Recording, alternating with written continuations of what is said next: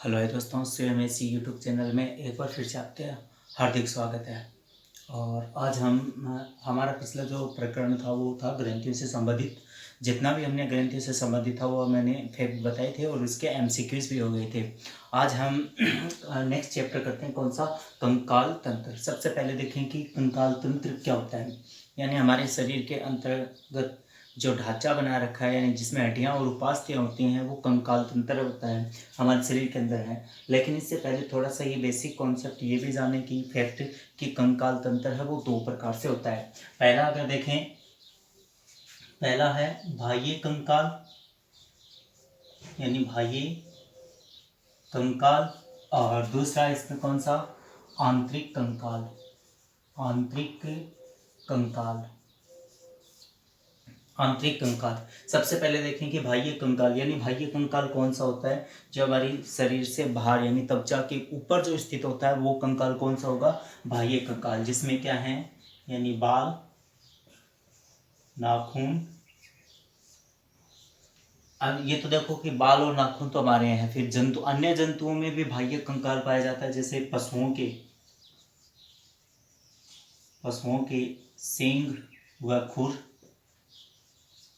खुर और यदि पशुओं के सींग और खुर, तब मछली के जो फ्लिपर हैं या जो पक्षियों के पंख हैं वो भी किसके रूप में आते हैं? बाह्य कंकाल के रूप में आते हैं। तो शरीर यानी त्वचा के बाहर पाया जाने वाला जो कंकाल होता है वो बाह्य कंकाल है। दूसरा देखें आंतरिक कंकाल। आंतरिक कंकाल में दो हैं, एक तो है हड्डी जिसे बोन कहेंगे, और एक क्या है? उपास्थि। उपास्थि जिसे कार्टिलेज कहेंगे। ये क्या पाए जाते हैं? ये आंतरिक कंकाल में होते हैं। ठीक, तो एक बार वापस देखें कि कंकाल तंत्र दो भागों में है, बाह्य कंकाल और आंतरिक कंकाल। बाह्य कंकाल में यानी बाल, नाखून, पशुओं के सींग और खुर। आंतरिक कंकाल में हड्डी और कौन से? यानी उपास्थि पाई जाती हैं। हड्डी और उपास्थि से है।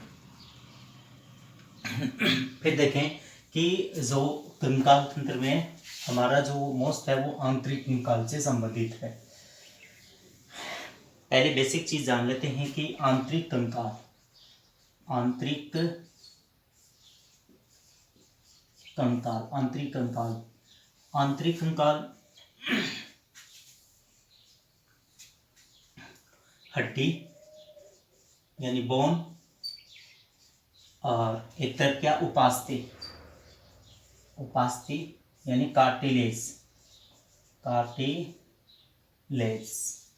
या कार्टिलेज। कार्टिलेज। अब देखो इनके कुछ है कि सबसे पहले कि अध्ययन, यानी हड्डी के अध्ययन को क्या कहेंगे? कई बार पूछ लिया जाता है कि हड्डी के अध्ययन को क्या कहेंगे या उपास्थि के अध्ययन को क्या कहेंगे। तो हड्डी यानी ये हमें ध्यान में रखना होगा। इसके लिए हड्डियों से संबंधित एक शब्द है ओस्टियो और उपास्थि से संबंधित है कॉन्ड्रो। तो सबसे पहले देखें हड्डी के अध्ययन को, ओस्टियोलॉजी। ऑस्टियोलॉजी। इसी प्रकार से उपास्थियों के अध्ययन को क्या कहेंगे? कॉन्ड्रोलॉजी। कॉन्ड्रोलॉजी ये है इसका अध्ययन। फिर अगर यहाँ देखें निर्माण सेल्स, यानी निर्माण सेल्स, जो हड्डियों का निर्माण करने वाली सेल्स क्या कहलाती है? तो ओस्टियोब्लास्ट। उपास्थियों का निर्माण करने वाली सेल्स कॉन्ड्रोब्लास्ट। उपास्थि का निर्माण। फिर अगर देखें तो नष्ट सेल्स, यानी नष्ट करने वाली सेल्स, ओस्टियोक्लास्ट। इसमें कॉन्ड्रोक्लास्ट। फिर प्रोटीन। हड्डी में ओसिन। उपास्थि में कॉन्ड्रेन। ये चीज है, ये चार चीज हमें पता होना चाहिए कि आंतरिक कंकाल दो भागों में है, एक तो हड्डी और दूसरा कौन सा? यानी उपास्थि। तो हड्डी के अध्ययन को क्या कहेंगे या उपास्थि के अध्ययन को क्या कहेंगे? तो सबसे पहले देखें कि हड्डी के अध्ययन को क्या कहेंगे।